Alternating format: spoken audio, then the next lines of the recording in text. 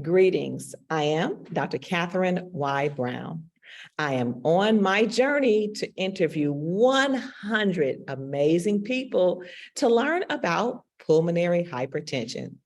My interviewees are patients, caregivers, medical professionals, the community, and people just like you. Today, I'm excited to introduce you to Angela Michelle. Welcome. Thank you so much for having me.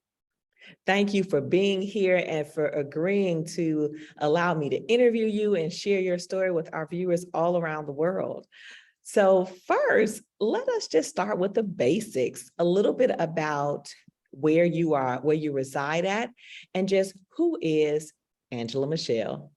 Awesome, thank you. So currently I reside in San Antonio, Texas.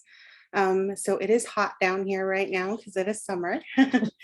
So who am I? I am many things. I am a photographer, primarily specializing in boudoir, and that actually led me to become a certified sexologist.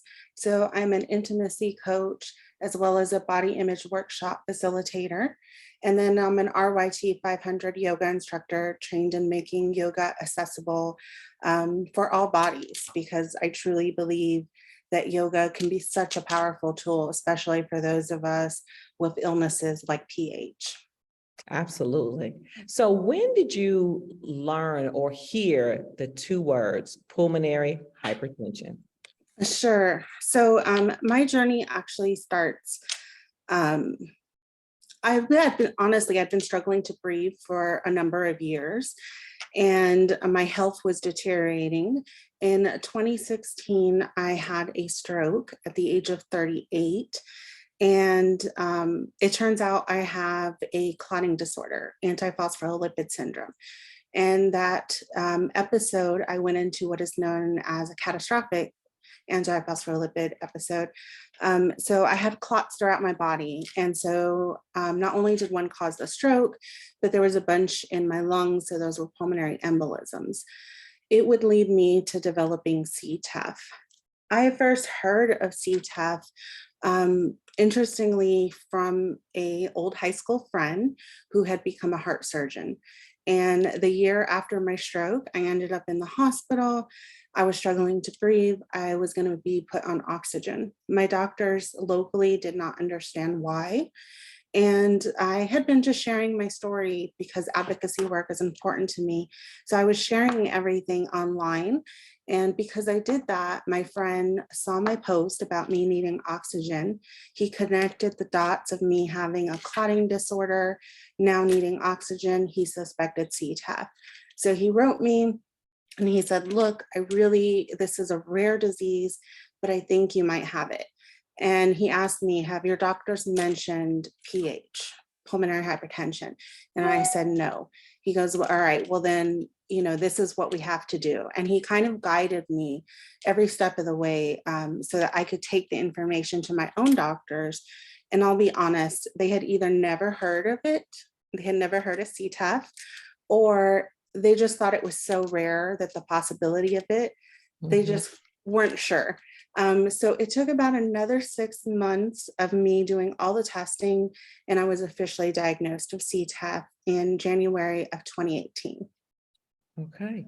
So first of all, kudos to you for sharing your story, and then to that friend for guiding you through the journey, and then for finally getting to the providers.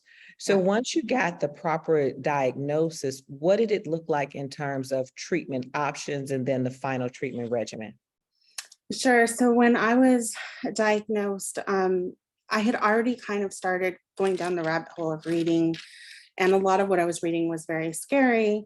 When I finally got to the PH specialist locally, he said he really recommended PTE surgery, a pulmonary thromboendarectomy, and he recommended I go to UC San Diego. UC San Diego is the hospital that pioneered the surgery, so they have a lot of experience in it.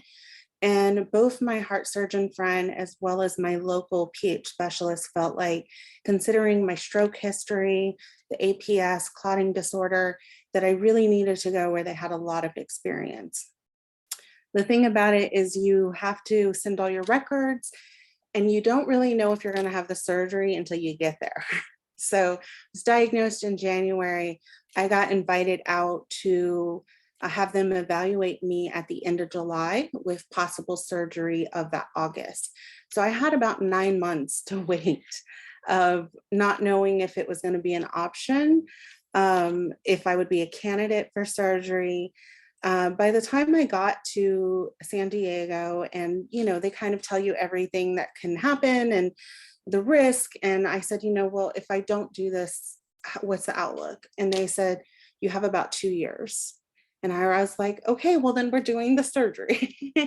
And I knew that there was a risk of the surgery, like I said, of another stroke or more clots, but I just felt like I had to take that chance. I had to go for it. So I did have a PTE surgery in, like I said, it was actually August 7th of 2018. And if you're aware of the surgery, for some people, it can cure their pH. It did not cure pH for me. So I still had residual pH. I was still struggling. It was amazing in that it saved my life, and it got me off of 24/7 oxygen. Prior to surgery, I was in very bad shape, and I couldn't even walk across a room without oxygen on. So it definitely helped me, but I was still struggling to do everyday activities. So I went back out for another evaluation. And at that point, I was put back on medication. I should have mentioned prior to surgery, I was on a Dempus. So they decided to try another pH medication, and they decided to recommend me for balloon angioplasty. So the PTE surgery can address the large clots in the main trunk of the lungs. But if you've got smaller clots further down that are distal and further down the branches, those aren't always able to be reached in surgery. So that's when they use balloon angioplasty. So I have had, I was originally scheduled to have my BPAs in May of 2020, but COVID hit and that threw everything off. Mhm. And I was delayed almost 2 years. I was finally able to go have my first BPA in January of this year, so January 2022. And then I had another two in May of 2022. So I've had 3 BPAs so far. I will be reevaluated next month with my pH specialist here in Texas, and we will decide what the going forward plan is. So that's kind of where I'm at right now in my pH journey. Absolutely. And thank you for sharing, because you have people that don't understand all those different parts and what that could look like. So I definitely appreciate you. How was your experience with the other providers as you went through the process once you were diagnosed? Have you had all great experiences with your providers? I'll be honest in that, not necessarily. So I have had, and that's part of why I've had to learn to be my own advocate along the way. So I didn't mention this previously, but when I had my stroke, 2 hospitals missed it. 2 hospitals did not recognize it as a stroke. It was a third hospital that realized I had it, and that ultimately saved my life. So since then, I really had to learn to be my own advocate. And like I said, when I was first introduced to CTEPH through my friend, my doctors weren't necessarily on board, and I really had to push and, be a little bit, I don't know if aggressive is the right word, just like strong in my conviction of I understand my body, and Absolutely. I had to advocate for myself. So I will say over the course of years, I have fired some doctors. I have learned to step up, step into my voice, step into my power. I know they go to school for this, but we have the lived experience. And I truly think now that my care has to be in collaboration with the medical professionals that treat me. So it can't just be them telling me what to do. It has to be also me collaborating with them. And so if a doctor isn't on board with that kind of collaboration with their patient, I know I'm not the right fit. So that being said, though, I have a really amazing care team right now. UC San Diego truly is the best at what they do, if you'll ask me. They were the most amazing team. I have an amazing team in Dallas. And so, it's been a journey. So I always haven't had great relationships with my medical professionals, but I have learned how to have the best that I can.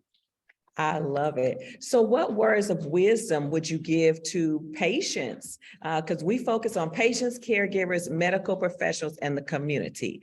But just what words of wisdom? Because it sounds like you've learned a lot in terms of advocacy. Yeah.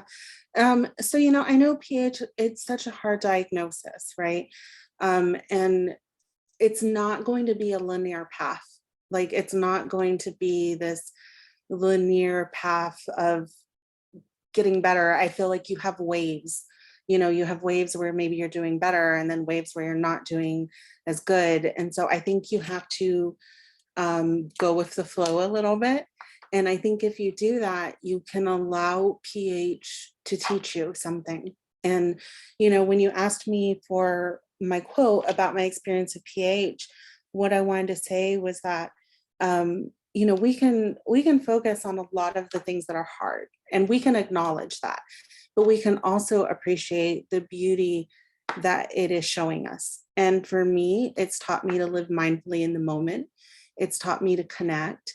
It's taught me to speak up for myself. It's taught me to stop and to really just appreciate this moment in the simplest form. And so I like to really focus on the gifts that I've been given through living this experience of PH. Beautiful, beautiful. The mantra of the Roberta Banks Wheeler Pulmonary Hypertension Awareness Group, which is named in my mother's honor, is awareness, empowerment, and hope. Yeah. Together, we can make a difference. And so you reminded me of that with your quote. Thank you. Yeah, I really encourage PH patients to learn as much as they can about the disease, about the treatments, about everything, and not be afraid to use that voice and speak up. Like I said, we know our bodies. And so if we truly look at our care with the medical professionals as this collaboration, then we become involved in our care. And there's so much power in that, I think. Absolutely. I have asked you so many questions, right? Is there anything that you want to share that I've not asked you? Just, I mentioned some of the other things that I do. And for me, yoga was such a powerful tool in my healing, especially after my stroke. I said that my stroke was missed by 2 hospitals, and I was frustrated and angry. And I was, I mentioned I'm a photographer. The stroke left me completely blind in one eye. I was angry at that. I was pregnant at the time. I miscarried. That was my first time ever being pregnant. I got told I can't have kids. I had all these things ripped away from me. And that was the start of me living chronically ill. But I feel like yoga, I turned to it, and it just empowered me so much to accept everything and to move forward in purpose.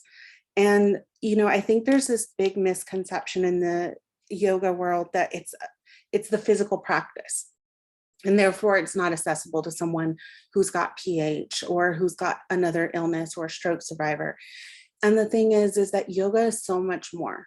And that's why I'm so passionate about teaching yoga now, is because it helped me so much in my own journey. And I'm like, it is such a powerful tool for us to use. And I just want to show people it is completely accessible, no matter what stage you are in your journey, because it's just really about being present in your body. And that can teach us so much about living with a chronic illness like PH. Absolutely amazing. I'm glad you shared that, because there are ways to embrace life, and where you are, things may be different, but you can still find meaning. And so I love all of the amazing ways that you find meaning every day through just all that you are doing. So I thank you so much for being here with us. And for those of you who are watching, you've met the amazing Angela Michelle. Now, all of her contact information is listed below. So I want you to share the message, like the message, follow the message, every way that you can do it, tag the message. And even ask her questions, because you're a wealth of knowledge for people, right? Just in terms of, I would say, not just advocacy, but empowerment and living well and utilizing mindfulness and other practices. So thank you so much for Thank being you. here with us today. For those of our viewers around the world, I'm Dr. Catherine Y. Brown, your host. Stay tuned. You will not want to miss the next episode on my journey on the road to 100. Thank you, Angela Michelle. Thank you. You have a website. Share your website. I will. I'll send you a link. And I do a lot of advocacy work on Instagram. But my personal Instagram is a little bit of everything that I do. Okay. And so I would love to share my new Instagram that is going to be all about advocacy work. So I'll share that as well. Absolutely. I will definitely tag it as well.